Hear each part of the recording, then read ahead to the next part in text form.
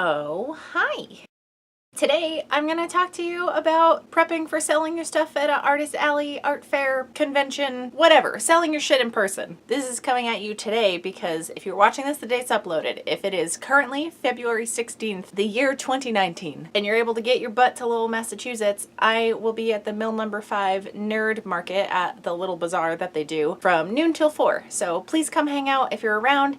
Even if it's just to say what's up. I'm gonna have a couple friends helping me. Thank you so much, Sam and Galen. You two are like next level awesome. Yeah, I'm gonna be selling stuff, and obviously I'm gonna be there for that chunk of time. So even if you just want to like come hang out, I could use some hugs. It's been a time. Whether or not you're able to make it to the art fair, there will be more future events coming up. But I wanted to talk about some things I've learned doing art fairs and just the prep leading up to doing them. Because you can only plan so much. The day of the event, fucking anything could happen. The first event I did was the Granite State Comic-Con. I think it's like the biggest nerd event in the state of New Hampshire. If there are bigger ones, I don't know. I know they do MystiCon, which is a Harry Potter specific one. I should think about selling there. So I've had a table at the Artist Alley there, and then also the Queen City Kamikaze Con. I'm doing both of those events this year also. One is next month, the weekend of my 30th birthday, and the other one is in September. I'll put links to everything in the description if you feel like checking any of that out. Even though I felt vastly underprepared for my very first time tabling. Here's a picture of me setting up,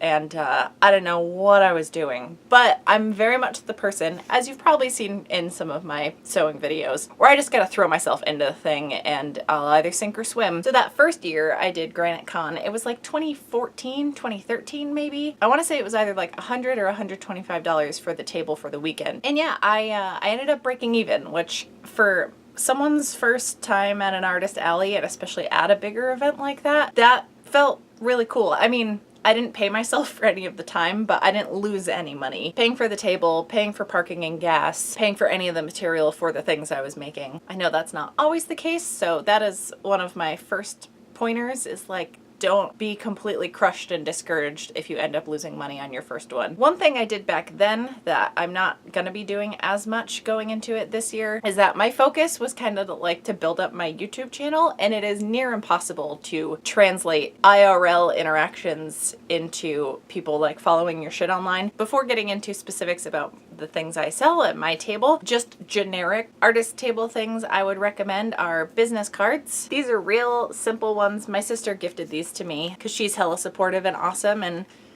didn't want me to stress out about spending money or time working on them, so she made these little business cards. Other than business cards, and I was gifted some like custom jewelry tags and some fabric tags, just little things to include with your items to let people know that you made the thing, and if they take it home or gift it to someone else, your name is included on it also. I did end up making my own little tags because I'm almost out of these ones, so I've been handwriting everything. I should look into getting maybe a stamp or just print the things out, but I somehow don't own a printer. So yeah, other than like tags and business cards, I'd super recommend you have a tablecloth. I just sewed two fabrics together. Like in the picture I showed earlier, it's just like a polka dot fabric across the front. I don't use that sign anymore. I've thought about getting a big banner. I don't know that it matters, because it's not like people know my name at these events. It's not like my channel's big enough for that to be a draw for people. And because on my business cards and all of the little notes and all the jewelry and stuff, it has my name on it. So if someone's interested, they'll know what it is. And then just a plain green swatch of fabric for the very top part. That mostly gets covered up, so it's not as noticeable, but I really wanted the polka dot across the front. I definitely recommend having some kind of cohesive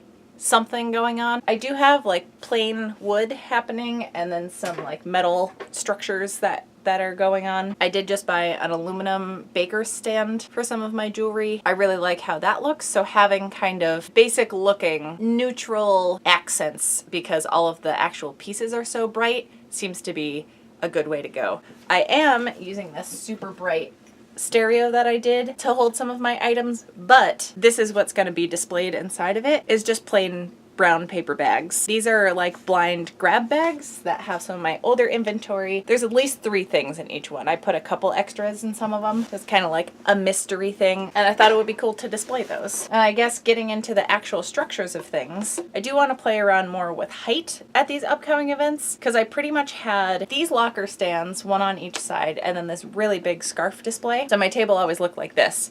And that was pretty much the default for a really long time. And because I have scarves and hats, I do use these foam heads to have some kind of display. I frequently get asked, hey, do you have boy stuff? Because it's a more feminine looking, but everything's unisex, both at my table and like in the world, I would say. And I do have a hanger in here because now that I'm getting more into the actual costume side of things and selling full-on garments and like the onesies and all that kind of stuff, I really wanted to do those items justice by displaying them right. I have used my dress form in the past to do Hogwarts robes and some of my hooded capelets. I don't have any of that stuff made ahead of time, and I may or may not have time to do it. So we'll see how that goes. That's going to be hit or miss, but that would be a good way to display some things, is an actual dress form. I got this on sale years ago. They're super expensive. Normally they're like $200, so I wouldn't necessarily recommend getting it just for display. I use this for sewing purposes, and it's really helpful because you can customize the shape and size of everything. But for the things that need to get hung up, this is squashed down because I need to get it in the back of my truck later. I got myself a garment rack. This was $12 at the store. Actually, this is the 2-tier one, so I think it was like $14. Super inexpensive. It can't hold a lot of weight, but that's fine because I don't need to be putting, 100 different things on here that are real heavy. One note to make about this though, I had to double check with the staff ahead of time to make sure that there would be room for a garment rack. I'll obviously be showing you the actual table I'm doing at the mill number 5, and that'll be a separate video because I don't know how it's gonna go and I'm very curious, and I'll probably try to like vlog behind the table or whatever and show you the actual setup. So if you're chomping at the bit for like, what did it end up looking like? If you're watching this the day it's posted, I haven't done it yet, so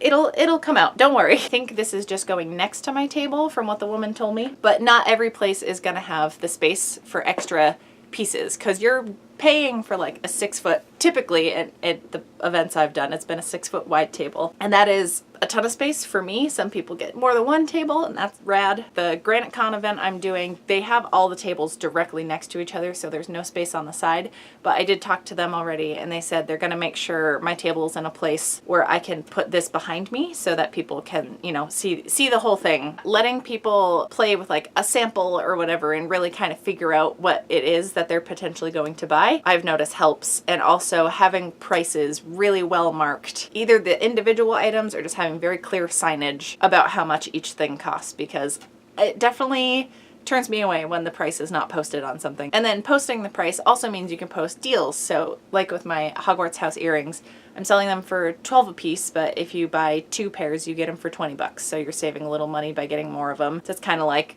some sales pitches without even actually saying them to people. I got myself this baker stand that I'm going to put a bunch of my jewelry into, and I'm gonna put the cord earbud travel caddies in the bottom. While I have this out, one thing I'd super recommend is doing a mock-up. Like, I just set up individual display pieces on the floor of my sewing room. You don't need to actually put things on a table unless you're worried about the fit on the tabletop. All these things are rearrangeable, so I'm not worried as far as positioning, but just as far as the actual inventory sitting in the pieces I have, I wanted to make sure I liked how it looked. So I put my earrings in here. I have little sticks I'm gonna put flags into, and each of those are gonna say what the item is, and then the other side is gonna say the price and that, 2 for $20, that kind of thing. Other than making sure you like how the actual thing looks and where everything's gonna go, I really encourage you to do the mock-up setup, because I put all the earbud caddy things in the bottom of here, and I underestimated the size of this shelf, so I hated how sparse it looked, and I ended up making 20 more, and I wouldn't have realized that until the day of, and that's not the time to build up certain sections of your inventory, is when the event has started. And that was also the point in time where I figured out it was gonna look too plain having the paper bags in this bin, and I also didn't want to put a lot of bright things into here because there's so much color happening, so swapping that around also wouldn't have happened, may have happened the day of. I would have been a lot more panicky about it. I talked about this in the video I posted on Wednesday, but I also put together like a photo album with basically my portfolio. I have some examples of theatrical costumes, some of my YouTube projects and older sewing things, some costumes I really like just to show people what I can do, and then most importantly, sale items that I don't actually have there that are all commissions. Because I'll have like the display Pikachu onesie, but I don't think that necessarily does it justice, and I don't want to attach photos to the garment rack or something, so I also have the price and just some example shots right here. So for what I'm selling, this seemed like a good option. If you're selling actual prints, most of your stuff is probably going to be out on the table, so you probably don't necessarily need this, but if you have other drawings and stuff you've done that aren't on display, or you just want to show people examples, doing something like this was a pretty inexpensive investment. And speaking of money, I do have this cash box, not a very good one, but it does the trick. I have a lot of the storage pieces in here. Tape and markers. I have a Etsy card reader. This has all of my prices. Every single thing in all of these bags is written down and how many of each and how much they cost. Because I always find the day of the event, I panic and I want to charge less for everything, and I can't do that. And these are the little sticks I got. It was like $1 for a whole pack of 40 of these. I'm gonna add little paper flags to the top of them. Scissors are another helpful thing to have. I'm using this as my business card display because I usually just have them in a pile and they go everywhere, and it's very annoying because I hate having to like walk around and adjust it. So keeping them stacked in an old cassette case seemed like a good idea. Myself and many other people I know do bring cash to these events, so if you don't have smaller bills to make change for a 20, everyone always has 20s because you stop at an ATM and that's all you have and you gotta like break it. I get a lot of 1s and 5s especially. 10s you can kind of go hit or miss. But yeah, just get a boatload of 1s and 5s. And then yeah, as far as actually packing for the event, a lot of my display things are boxes. So I'm putting as much as I can into each one. Oops, I forgot a piece. This is a new addition for my Legend of Zelda Link health meter necklaces. They seem to kind of just fade into the rest of my display when I hang them on the bottom of these lockers. Locker stands, whatever you want to call these. So having the red and white pop against the dark black I thought would be really good. And yeah, anything that isn't an essential display piece that can store things. I recently discovered suitcases are a good option. Things you would pack literally any other thing into. And I have this rolling case for my sewing machines. And the garment rack has some shelving on the bottom, as you can see, so I get to be my own little bellhop. I'm also probably gonna bring the wagon I used to cart my dog around in when we had a mini dachshund. He was old and couldn't really walk. Anything on wheels is 10 out of 10 recommend. Good God, I talked for so long and I'm probably gonna be late for work now. But yeah, I hope this was at all helpful. But like I said, I'll definitely do more filming the day of the event, which is today if you're watching this. Again,